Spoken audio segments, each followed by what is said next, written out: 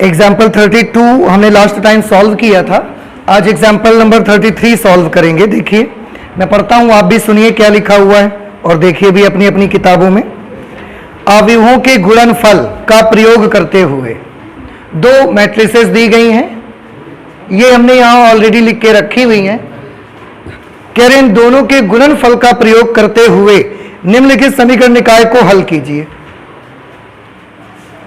देखिए मैं आपको बताता हूं, ये दो अवयवों का गुणा करना है पहले आपको, फिर इसकी मदद से आपको इसकी वैल्यू, इसके समीकरण निकाय का हल चाहिए आपको, मतलब x, y और z की वैल्यू चाहिए। तो सबसे पहले क्या करना है आपको, सबसे पहले इन दो अवयवों का गुणा करना है। जब गुणा हो जाएगा उसके बाद इससे कुछ हमको हेल्प मिलने वाली होगी, मुझे नहीं पता क्या हेल्प मिलेगी पर कुछ मिलेगी, तभी तो वो बोल रहे हैं का प्रयोग करते हुए, मतलब इसका प्रयोग करते हुए इस सिस्टम ऑफ लीनियर इक्वेशन को आपको हल करना है, मतलब x, y और z की वैल्यू निकालनी है। तो ठीक है, एक काम करते हैं, सबसे पहले इनका गुणा कर लेते हैं, या आप एक काम कर लो, इनके a, b और x बना लो सबसे पहले। ठीक है, समीकरणों से x, y और z के गुणांक क्या बनेंगे, देखो 1 -1 1 -1 2, x है ही नहीं तो 0 2 -3, फिर 3 -2 4।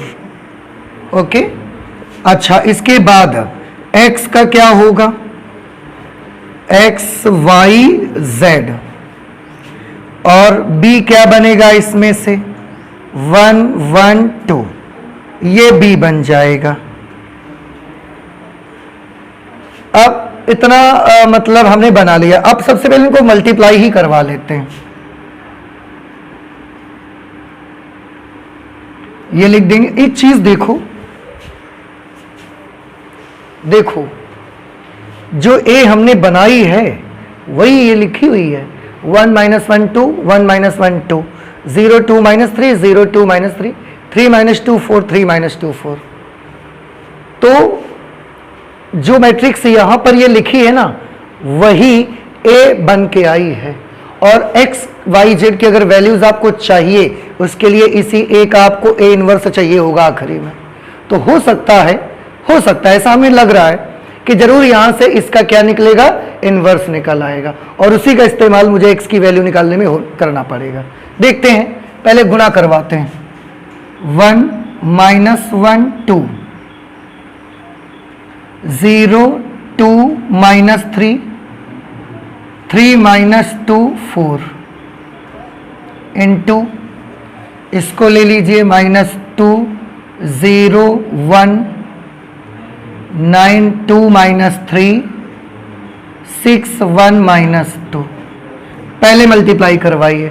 गुणा कैसे करवाते हैं याद है आपको, कैसे बताओ, पहले फर्स्ट रो फर्स्ट कॉलम, फिर फर्स्ट रो सेकंड कॉलम, फिर फर्स्ट रो थर्ड कॉलम। तो जब तक फर्स्ट रो का दूसरी मैट्रिक्स के सब कॉलम से नहीं हो जाता मल्टीप्लिकेशन, तब तक हम फर्स्ट रो नहीं छोड़ेंगे, और जब हो जाएगा इसके बाद सेकंड रो उठाएंगे, और सेकंड रो के साथ भी यही procedure, first row first column. 1 को -2 से किया -2, -1 को 9 -9, 2 को 6 कर दिया 12। अब फर्स्ट रो सेकंड कॉलम, 1 को 0 से किया 0, -1 को 2 से कर दिया -2, 2 को 1 से कर दिया तो 2 आ जाएगा। फिर फर्स्ट रो थर्ड कॉलम, 1 को 1 से किया 1, -1 को -3 से किया +3, 2 को -2 से मल्टीप्लाई करेंगे तो 4। ठीक है, अब सेकेंड रो फर्स्ट कॉलम, 0 को -2 से मल्टीप्लाई करिए 0, 2 को 9 से करेंगे तो 18, -3 को 6 से करेंगे -18। ठीक है, इसके बाद सेकेंड रो सेकेंड कॉलम, 0 को 0 से करेंगे 0, 2 को 2 से मल्टीप्लाई करेंगे 4, -3 को 1 से मल्टीप्लाई करेंगे तो -3। अब सेकेंड रो थर्ड कॉलम, 0 को 1 से मल्टीप्लाई किया 0, 2 को -3 से मल्टीप्लाई किया -6, -3 को -2 से मल्टीप्लाई किया +6। अब थर्ड रो फर्स्ट कॉलम, 3 को -2 से मल्टीप्लाई किया -6, -2 को 9 से मल्टीप्लाई किया -18, 4 को 6 से मल्टीप्लाई किया +24। फिर से third row second column, 3 0 0, -2 into 2 -4, 4 into 1 +4। इस third row third column, 3 into 1 3, -2 into -3 +6, 4 into -2 -8। ये -2 -9 -11 +12 1, -2 से +2 कैंसल 0, 3 1 4 -4 इट इज अगेन 0, अरे +18 -18 0, 4 -3 1। ओ मुझे लग रहा है ये क्या मिलने वाला है आपको, आइडेंटिटी मैट्रिक्स मिलने वाला है, ठीक है। चलिए -6 + 6 0, और -6 -11 -24 हुआ, -24 इस +24 से कैंसिल हो गया, -4 + 4 से कैंसिल हो गया, 6 3 9 -8 1। ये आपको क्या मिल गई, आइडेंटिटी मैट्रिक्स। अब क्या आपको एक रूल याद है मैट्रिक्स का, if A and B two matrices of same order is such that their multiplication is equal to the identity matrix। अगर A और B दो अवयव हैं और उन दोनों अवयवों का गुणनफल तत्समक अवयव के बराबर है तो क्या होता था, होता ये था, हम लिख सकते हैं कि जो A है वो B का व्युत्क्रम है और B है वो A का व्युत्क्रम है। तो A इनवर्स किसके बराबर है, B के, या B इनवर्स किसके बराबर है, A के। ये दोनों मैट्रिसेस एक दूसरे के इनवर्स होते हैं, याद नहीं आया आपको। फिर से अगर दो समान कोटि के अवयवों का गुणनफल एक तत्समक अवयव के बराबर आए तो ये दोनों अवयव एक दूसरे के व्युत्क्रम के बराबर होते हैं। तो अगर A इंटू बी आई हो जाए तो A इनवर्स B के इक्वल होगा और B इनवर्स A के इक्वल होगा। तो बउआ यहां पर भी तो इन दो मैट्रिसेस का मल्टीप्लिकेशन आइडेंटिटी मैट्रिक्स बन गया है। इसका मतलब इसका इनवर्स इसके बराबर होगा और इसका इनवर्स इसके बराबर होगा। देयरफॉर हम क्या लिख सकते हैं, 1 -1 2 0 2 -3 3 -2 4। इसका जो इनवर्स है वो किसके बराबर होगा, तो फिर -2 0 1 9 2 -3 6 1 -2। देखो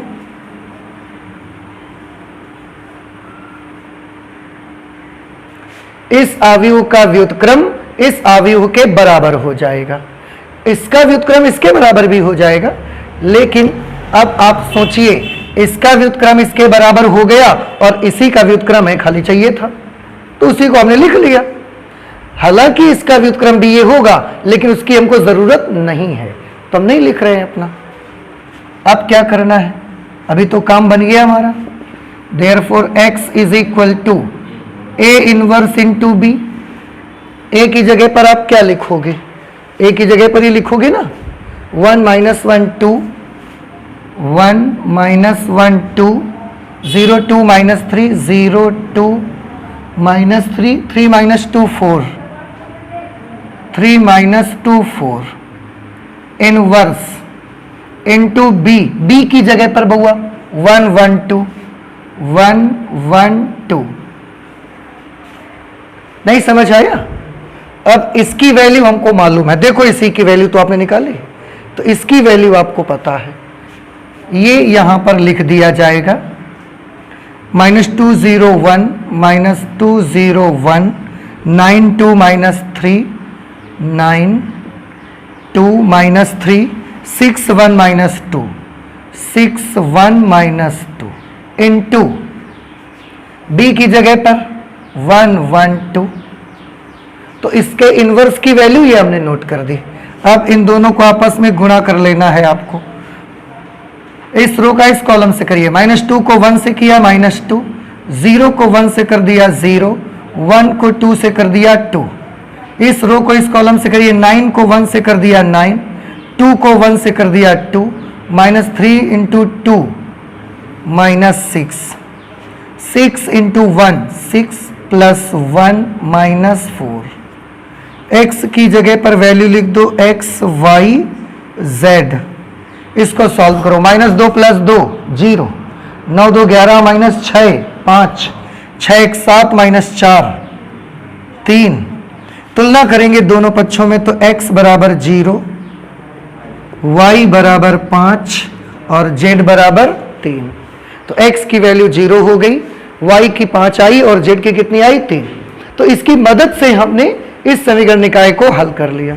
आप चाहें तो चेक कर सकते हैं, x 0 है, y 5 है तो -5, z 3 है तो 3 दूना 6, -5 + 6 + 1 आ रहा है। इसका मतलब हमारा कैलकुलेशन सही है। तो आप जल्दी से इसे नोट कर लें। आपको समझ आया कि नहीं आया? तो आप जल्दी से नोट कर लें। इसके बाद 34 नंबर करते हैं, नोट कर लीजिए। एग्जाम्पल नंबर 34 में ये क्वेश्चन आपको दिया गया है। ये एक डिटर्मिनेंट है और इसको सॉल्व करके 1 - x² और ये एक डिटर्मिनेंट आपको ला के दिखानी है। लेकिन सिद्ध करिए कि सारणिक इसकी वैल्यू इसके इक्वल है। ठीक है, सिद्ध करना है तो हम लेफ्ट हैंड साइड ले लेते हैं। लेफ्ट हैंड साइड पे है a + bx, ax + b u, c + dx, cx + dv, p + qx, px + q और ये w। ये हमने लेफ्ट हैंड साइड लिया। अब इसको कैलकुलेट करना है। देखिए एक चीज बेटा, आप देखो ध्यान से, ये जो कुछ भी हमें प्रूव करना है ना, उसमें यहां पर ACP मिल रहा है।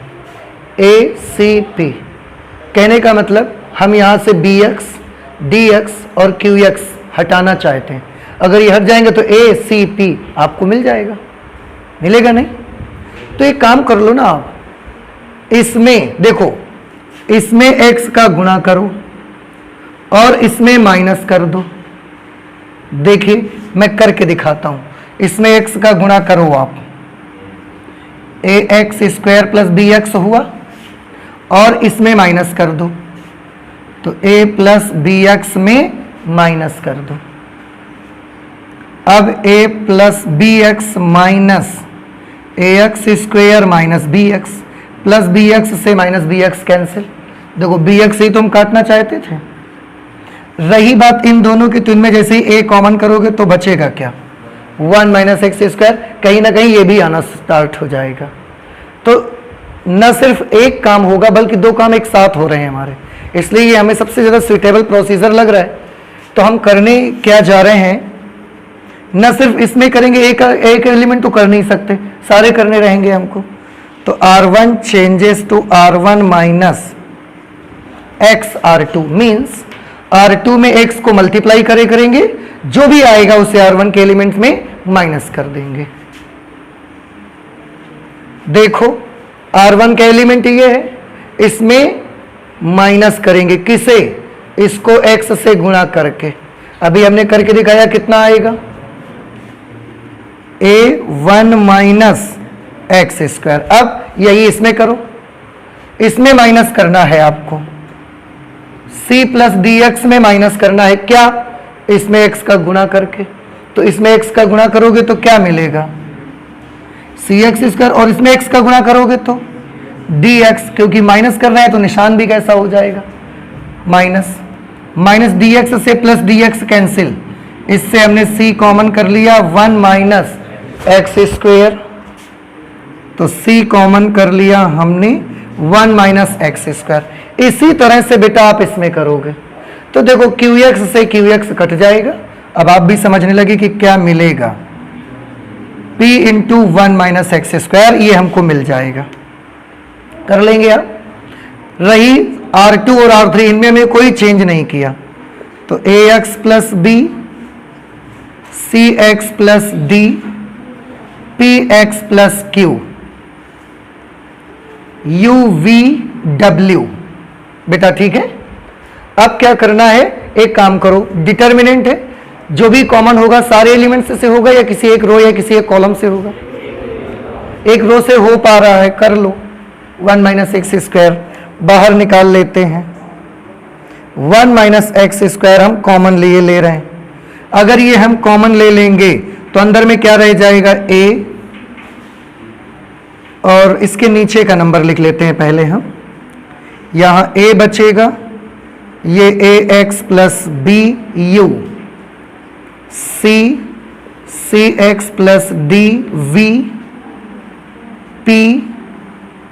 पी एक्स प्लस क्यू डब्ल्यू। देखो बेटा ये आ जाएगा, इसकी तो जरूरत है नहीं, आपको हटा देते हैं। अब और क्या करना बाकी रह गया, देखो कितने काम हो गए, ये भी आ गया, ACP भी बन गया, UVW बनाया है, केवल ये बिगड़ा हुआ है अभी, बस इसको बना लो। कैसे? AX प्लस B है, AX हटाना चाहते हैं, ये बड़ा आसान है बउआ, इसमें x का गुणा करो और इसमें माइनस कर दो, तो ये x का गुणा करने से ये हो क्या जाएगा, AX, और जब इसमें से इसको माइनस करोगे तो AX से x कट जाएगा, B बन जाएगा, ऐसे CX कट जाएगा, PX कट जाएगा, आ जाएगा आंसर। तो क्या करने की जरूरत है हमको जरूरत है R2 changes to R2 minus x R1 में x का गुणा करेंगे और उसे R2 में माइनस कर दिया करेंगे। 1 minus x square, change R2 में करना है, R1 में तो करना नहीं है, तो ACP आप ऐसे ही लिख दो। इसके बाद इसमें x का गुणा करो और इसमें माइनस कर दो, तो AX plus B minus AX, I am sorry, इसमें x का गुणा करेंगे ना, क्या बन जाएगा ये AX, उसे माइनस करेंगे AX प्लस B में, तो AX plus B minus AX से AX कैंसिल, क्या आ जाएगा BX, B आ जाएगा। ऐसे इसमें CX से CX कैंसिल हो जाएगा, D आ जाएगा। ऐसे इसमें PX से PX कैंसिल हो जाएगा, Q आ जाएगा।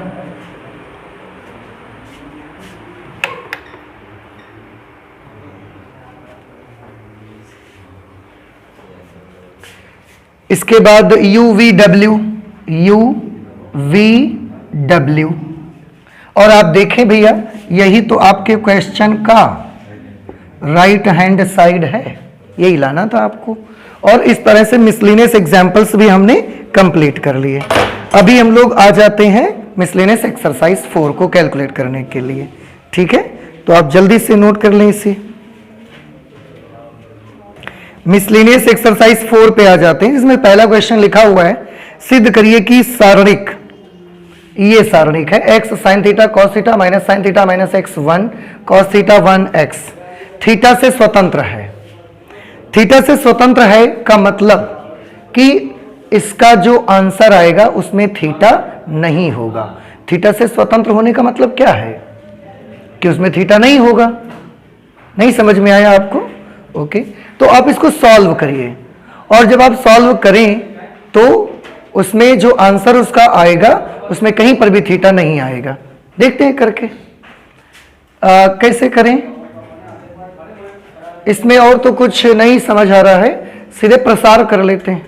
ऐसा तो कुछ नहीं लग रहा है कि जुड़ घट जाएगा कुछ। ठीक है, प्रसार कर देते हैं। तो किसके सापेक्ष करा जाए? R1।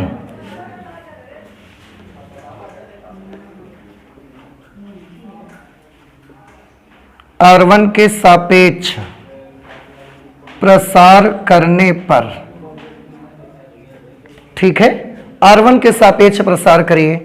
सबसे फर्स्ट एलिमेंट x है and it is a diagonal element, तो हमें प्लस x लेना पड़ेगा, और ऊर्ध्वाधर क्षैतिज दोनों तरफ से इसको कवर ढक दो, तो क्या बचेगा? Minus x 1 1x।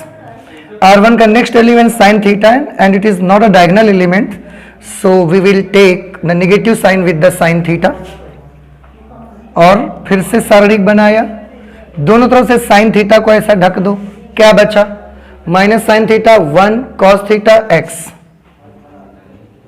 Minus sine theta 1 cos theta और x।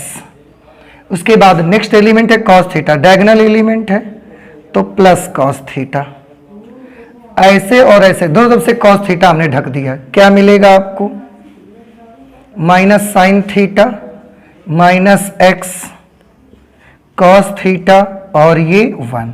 अब इसको कैलकुलेट करो बेटा, इसको मल्टीप्लाई करेंगे आप तो ये बनेगा माइनस एक्स स्क्वेयर और ये -1 माइनस साइन थीटा, इसको मल्टीप्लाई करेंगे तो ये हो जाएगा minus x sine theta minus cos theta plus cos theta, इसको मल्टीप्लाई करेंगे तो ये होगा minus sine theta minus x cos theta, वो भी माइनस का, तो ये प्लस बन जाएगा।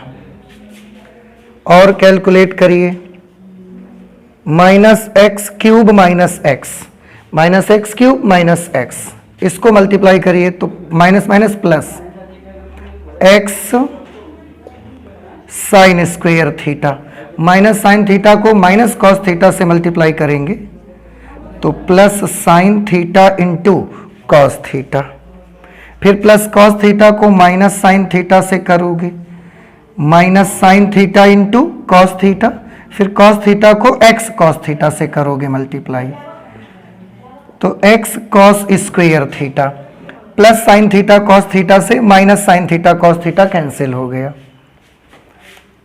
Minus x cube minus x, इससे और इससे एक्स कॉमन कर लो बेटा, कॉमन करोगे तो क्या रह जाएगा अंदर sine square theta plus cos square theta is equal to minus x cube minus x plus sine square theta plus cos square theta.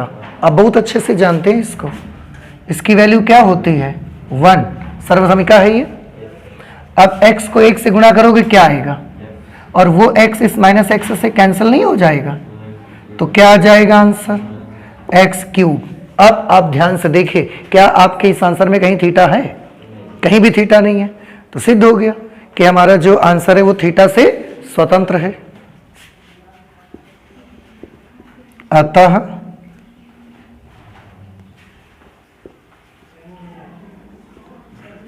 सारणिक का मान थीटा से स्वतंत्र है। ठीक है, ये कौन सा क्वेश्चन हमने कर लिया, क्वेश्चन नंबर 1। आप प्लीज जल्दी से हाथ चलाइए, इसके बाद क्वेश्चन नंबर 2 हम सॉल्व करते हैं। ठीक है, नेक्स्ट क्वेश्चन नंबर 2 देखें बेटा, लिखा हुआ है सारणिक का प्रसरण किए बिना सिद्ध कीजिए।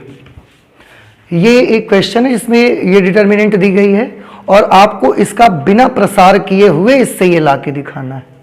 ठीक है, तो ये काम कैसे करेंगे, सिद्ध करना है तो हम इसका लेफ्ट हैंड साइड ले लेते हैं भाई। पहले A B C, A square B square C square,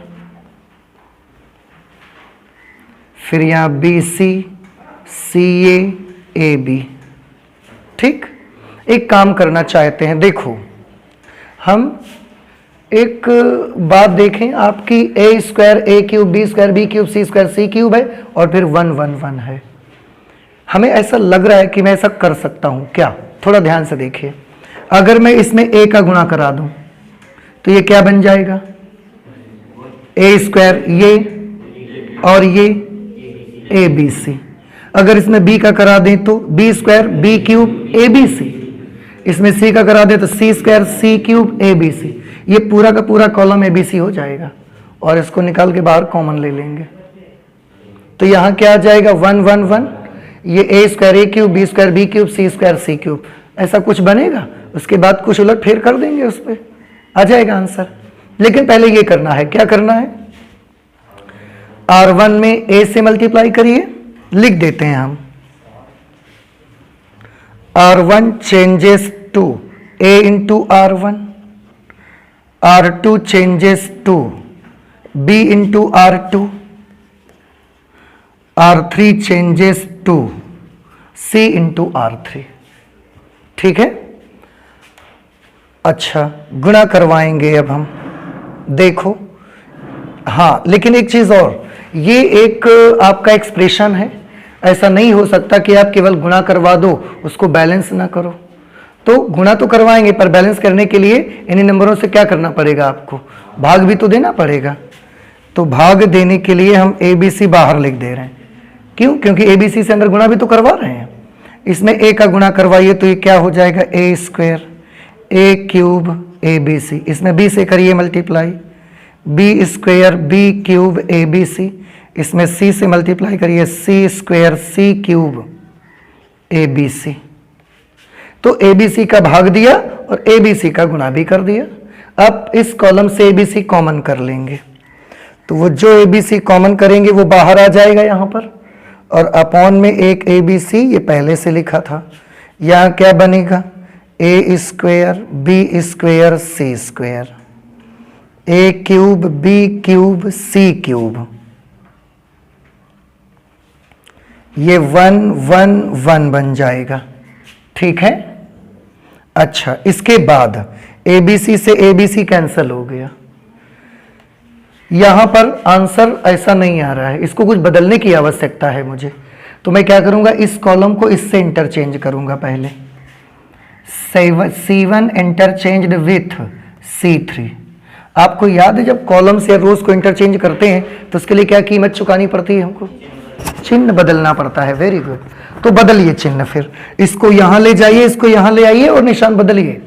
क्या बन जाएगा, देखो 1 1 1 A square no A cube, ये बीच में तो वही बना रहेगा, इसको तो हम चेंज नहीं कर रहे हैं। B cube C cube, A square B square C square. लेकिन अभी भी हमारा आंसर नहीं आया, निशान माइनस लगा देंगे क्योंकि पहले प्लस था।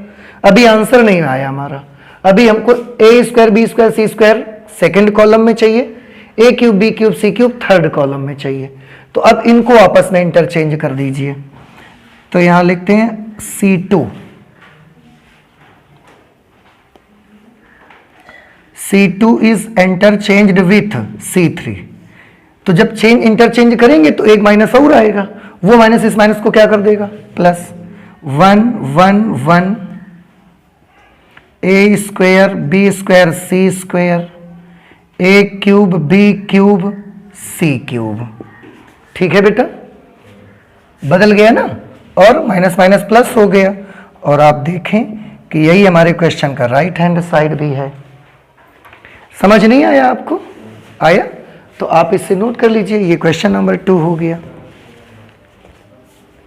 एक डिटर्मिनेंट है cos alpha cos alpha sign beta, minus sign beta cos beta 0, sine alpha cos beta sine beta cos alpha. इसका मान ज्ञात करना है आपको। ठीक है, ज्ञात कर लेते हैं मान।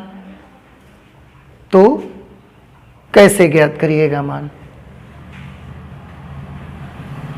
प्रसार कर देते हैं सीधे। किसके सापेक्ष कर दिया जाए? हाँ जी, R2 के सापेक्ष। आप R2 के सापेक्ष करें चाहे C3 के सापेक्ष कर लें, दोनों में एक एक जीरो पड़ जाएगा और उससे थोड़ा सा आसानी होगी। किसके कर दें बोलो? C3। चलिए C3 के सापेक्ष प्रसार करने पर, C3 के सापेक्ष प्रसार करना है तो C3 का फर्स्ट एलिमेंट कौन है? माइनस साइन अल्फा, और ये डायगोनल एलिमेंट है इसलिए इसके आगे प्लस लगेगा। तो प्लस और माइनस क्या बना रहेगा? माइनस ही बना रहेगा। ठीक है, सारणिक बनाएंगे, ऐसे और ऐसे ये ढक जाएगा, ये बचेंगे number. Minus sign beta sine alpha cos beta, और यहां क्या बचेगा? कॉस बीटा साइन अल्फा और साइन बीटा। C3 का दूसरा एलिमेंट क्या है? 0। तो छोड़ दीजिए, उसको मत करिए क्योंकि वैसे भी उसको 0 होना है। उसके बाद cos alpha, it is again a diagonal element, इसलिए पॉजिटिव रहेगा। अब दोनों तरफ से कॉस अल्फा को ढक देंगे हम ऐसे, ये बच जाएंगे।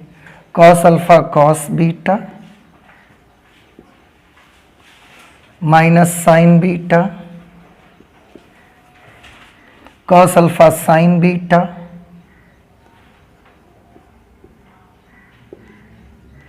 और ये कॉस बीटा। ठीक है, अभी सॉल्व करें आप इसे। माइनस साइन अल्फा, इनको मल्टीप्लाई करेंगे ना आप, इसको इससे गुणा करिए तो क्या मिला, minus sine alpha minus sine alpha, sign beta into sine beta, ये बन जाएगा साइन स्क्वायर बीटा, माइनस, अब इसको इससे मल्टीप्लाई करेंगे तो sign alpha into cos square beta, sign alpha into cos square beta, फिर ये हमने प्लस लगाया, कॉस अल्फा लिखा, इसको इससे मल्टीप्लाई करिए तो ये हो जाएगा cos alpha into cos square beta, minus, फिर इसको मल्टीप्लाई करोगे तो ये माइनस इस माइनस से मिलके प्लस कर लेगा और इसका गुणा होके आएगा cos alpha into sign square beta. आप देखें यहां से माइनस साइन अल्फा कॉमन कर दीजिए आप, तो बाहर पहले से कौन है, माइनस साइन अल्फा, और माइनस साइन अल्फा ही कॉमन आ रहा है, तो बाहर क्या बन जाएगा, plus sine square alpha, minus minus plus, और sine alpha into sine alpha क्या हो गया, साइन स्क्वायर अल्फा। अंदर में क्या बचेगा बोलो, साइन स्क्वायर बीटा, और क्योंकि माइनस कॉमन लिया है तो ये प्लस हो जाएगा, और plus cos square beta, plus, हाँ यहां से क्या कॉमन ले सकते हैं, कॉस अल्फा, एक कॉस अल्फा पहले से ही बाहर है, एक कॉस अल्फा कॉमन लेओगे, कॉस स्क्वायर अल्फा, अंदर में क्या बचेगा, cos square beta plus sine square beta. अभी आप देखें sine square beta plus cos square beta सर्वसमीका है, इसका मान क्या होगा, एक, cos square beta plus sine square beta, it is again identity and it's value is 1, तो 1 into sine square alpha, sign square alpha plus again 1 into cos square alpha, cos square alpha, और फिर से sign square alpha plus cos square alpha, फिर 1 आ गए, तो इसकी value कितनी आ गई, इसकी वैल्यू 1 के इक्वल आ गई। ठीक है, आप नोट कर लेंगे इससे जल्दी से, ये समझ नहीं आया आपको तो नोट कर लीजिए जल्दी से आप इसे। क्वेश्चन नंबर 4 में है, यदि ए बी और सी वास्तविक संख्याएं हों और सारणिक, ये सारणिक है, इसकी वैल्यू 0 के बराबर है, तो दर्शाइए कि या तो a plus B plus C बराबर 0 और या तो a बराबर b बराबर c। ये सारणिक की वैल्यू 0 के बराबर दी गई है, आपको ये शो करना है कि या तो a b और c का जोड़ 0 होगा या तो फिर a b और c सारे के सारे आपस में कैसे होंगे, बराबर होंगे। तो 0 लाना नहीं है आपको, 0 दिया गया है, प्रूव आपको वो करना है जो बुक में लिखा हुआ है। तो ठीक है, करते हैं, सॉल्व करिए। मुझे ऐसा लग रहा है कि ये क्वेश्चन ऐसा हमने कल भी किया था, ऐसा नहीं था, चलिए कोई बात नहीं है, देख लेते हैं इसको करके। सबसे पहले एक काम करें आप, इसमें से C1 C2 C3 सबको आपस में जोड़ दीजिए। C1 changes to C1 plus C2 plus C3, सबको आपस में ऐड कर दीजिए। जब ऐड करेंगे तो ध्यान से देखना बेटा, तीनों को जोड़ना है ना, बी भी 2 बार है, ए 2 बार है, सी 2 बार है, स्क्वायर जोड़ रहे हैं भैया, गुणा थोड़ी ना कर रहे हैं आप। बी प्लस सी प्लस ए प्लस बी, ए और ए मिलके कितने हुए 2a, बी और बी 2b, सी और सी 2c, या 2 कॉमन कर लो, a प्लस बी प्लस सी। नहीं समझ आया? अच्छा, तो आपने जोड़ा तो ये आ गया 2a प्लस बी प्लस सी। ऐसे ही इस लाइन को जोड़ेंगे, इसमें भी भैया यही आ जाएगा 2a plus B plus c, it is again 2a plus B plus c. बाकी को तो क्योंकि हम चेंज नहीं कर रहे हैं तो उसको हम ज्यों का त्यों लिख देंगे। a plus b plus c and this is c plus a. It is equal to 0. 0 के बराबर दिया गया है हमको.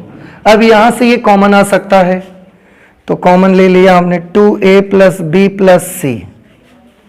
यहां बचेगा 1 1 1. ये c plus a plus b plus c, a plus b plus c plus a is equal to 0. ठीक है. अब क्योंकि एक ही लाइन में 3 1 हैं, तो आप 2 0 तो बना सकते हो इनके. कैसे बनाएंगे आप? R1 माइनस R2, इससे R1 चेंज होगा और R2 changes to R2 minus R3. 2a plus b plus c ये आ गया. अब इसमें इसको और इसमें इसको माइनस करना है. 1 में 1 को माइनस करोगे 0. c प्लस a में a प्लस b माइनस करोगे तो a से a कैंसिल हो जाएगा, c माइनस b. इसमें इसको माइनस करो तो b से b कैंसिल हो जाएगा, a माइनस c. फिर इसमें इसको कैंसिल करो 0. इसमें इसको माइनस करो a माइनस c. इसमें इसको माइनस करो, अरे ये a होना चाहिए ना. इसमें इसको माइनस किया a माइनस c. इसमें इसको माइनस किया b माइनस a. और ये लास्ट वाली लाइन ऐसे ही बनी रहेगी इस तरह से, इज इक्वल टू 0. इसको यहां से हटा देते हैं हम. अब आप देखिए एक काम भी कर सकते हैं हम लोग अब तो, कि C1 के सापेक्ष प्रसार कर सकते हैं. तो लिख देंगे C1 के सापेक्ष प्रसार करने पर. तो C1 के सापेक्ष प्रसार करेंगे तो ये जो पहले लिखा हुआ है ये तो लिखा का लिखा ही रहेगा. C1 के सापेक्ष प्रसार करेंगे. ये 2 एलिमेंट तो हमारे काम में नहीं आएंगे. सबसे लास्ट एलिमेंट काम में आया और ये भी एक डायगोनल एलिमेंट है तो +1. इसके बाद इसको दोनों तरफ से ढकेंगे तो एक डिटर्मिनेंट मिलेगा ऐसे और ऐसे. c minus B a minus c, c minus B a minus c, a minus c b minus a, a minus c b minus a. ठीक है, इज इक्वल टू 0. फिर से ये 2a plus b plus c, इसको solve करिए. इसका गुणा इसमें करेंगे ना आप, c का b से करिए तो क्या आएगा b से. बाहर 1 है, इससे तो कोई ज्यादा फर्क नहीं पड़ने वाला है. तो bc, फिर c का माइनस a से किया तो माइनस ca, माइनस b का b से किया तो minus b square, minus b का माइनस a से किया तो प्लस ab. अब ये a माइनस सी का होल स्क्वायर बन गया और उससे भी पहले माइनस लगेगा. a माइनस सी का होल स्क्वायर बन गया तो a माइनस सी का होल स्क्वायर क्या होता है, a square plus C square minus 2ac. लेकिन क्योंकि पहले माइनस है तो अंदर के सारे निशान बदल दिए जाएंगे. a square minus C square plus 2ac is equal to 0. ये 2a plus b plus c. इसको ध्यान से देखो बेटा, ये माइनस a स्क्वायर, ये minus b square minus c square plus ab plus bc, 2ac और minus ac plus ac is equal to 0. देखो लगभग मुझे लग रहा था कि ऐसा क्वेश्चन हमने किया है कल, और इसमें से हम सबसे माइनस कॉमन करेंगे, फिर 2 का भाग देंगे, 2 का गुणा करेंगे. याद आ रहा है कुछ आपको? तो माइनस कॉमन कर लो. ये 2a plus b plus c है और आपको 2 का भाग और 2 का गुणा करने की जरूरत नहीं है. ये जो 2 है ना, इसी को अंदर गुणा करवा दो आप. माइनस कॉमन लोगे तो सारे निशान बदलेंगे और ये 2 अंदर भेज दो आप, और कुछ मत करो. ये सब कैसे हो गए प्लस, और इनके साथ 2 का गुणा.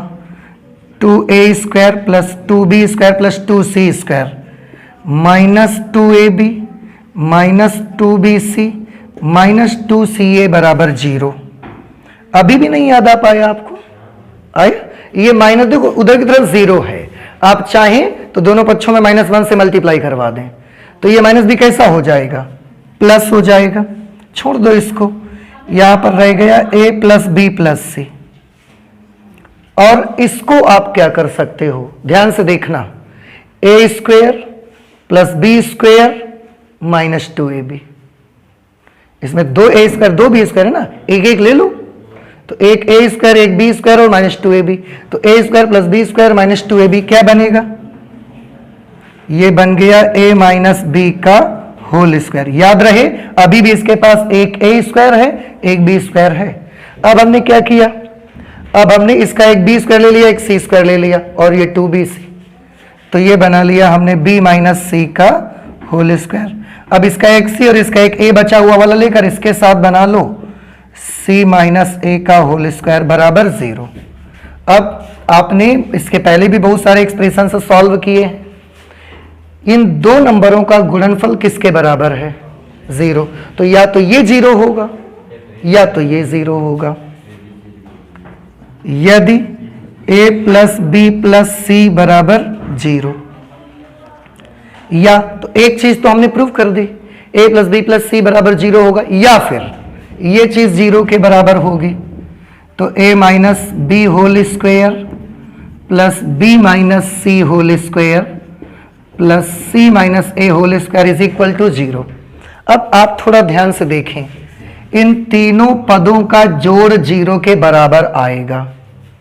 ऐसा कब हो सकता है, सब में स्क्वायर लगा है पहली बात, तो कोई भी नंबर कोई भी टर्म माइनस हो ही नहीं सकता। पहली चीज तो ये आपको समझ आई कि नहीं आई, कि सब के ऊपर स्क्वायर लगा है तो कोई भी टर्म नेगेटिव नहीं हो सकता, और अगर कोई टर्म नेगेटिव नहीं हो सकता तो सारे के सारे प्लस वाले नंबर मिलके 0 कैसे बना सकते हैं, सब प्लस के हों और सब जुड़ के 0 हो जाए, ऐसा कहां हो सकता है। इसका अब एक ही रास्ता है कि ये 0 हो सकता है, कब, यदि a is equal to B is equal to C, A B और सी सब हों बराबर, तो जब a में b घटाओगे तो 0 हो जाएगा, b में c घटाओगे तो भी 0 हो जाएगा, और c में a घटाओगे तो भी 0 हो जाएगा। या हम यूं कहें कि ये सब अलग अलग अगर 0 हो जाएंगे तो फिर इसकी वैल्यू 0 हो सकती है, अदरवाइज और कोई रास्ता नहीं है कि 0 हो जाए। इसके 0 होने के लिए आपके a माइनस बी के होल स्क्वायर को भी 0 होना पड़ेगा, b minus C whole square को भी 0 होना पड़ेगा, और c minus A whole square को भी 0 होना पड़ेगा। ये भी 0 ये भी 0 ये भी 0, तो फिर सबका जोड़ 0 आ जाएगा।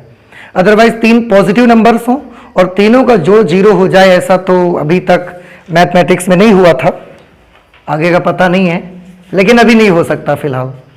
अब अगर ये 0 होगा तो दोनों पक्षों का वर्गमूल लोगे, a माइनस बी बराबर 0, तो a बराबर क्या आ जाएगा, b, इसी तरह से b बराबर c, इसी तरह से c बराबर a, तो a बराबर b बराबर c, therefore we can say that a is equal to b is equal to c।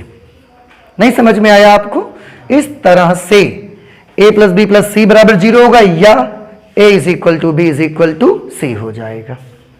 समझ आया कि नहीं आया आपको, आ गया। ऐसे तो 0 नहीं हो सकते ना, ये आपको समझ आ रहा है ना कि तीनों में स्क्वायर लगा है तो तीनों पॉजिटिव है। अब तीन प्लस वाले नंबर जुड़ें और 0 बना दें, कब ऐसा हुआ है भाई, हुआ तो नहीं है अभी तक, तो ना होगा, और उसका मान 0 हो जाए। इसलिए जरूरी है कि तीनों को अलग अलग 0 होना पड़ेगा, और तीनों अगर अलग अलग 0 होंगे तो a b के बराबर, b c के बराबर और c a के बराबर होगा, तो तीनों बराबर होंगे। तो आप नोट कर लीजिए, ये हमारा कौन सा क्वेश्चन हो गया, क्वेश्चन नंबर 4 तक ही रख लेते हैं आज हम मैथमेटिक्स में। क्वेश्चन नंबर 5 और इससे आगे के क्वेश्चन हम सॉल्व करेंगे लेकिन अगली क्लास पे, ठीक है। तो चलते हैं, मिलते हैं नेक्स्ट क्लास पे। Thank you.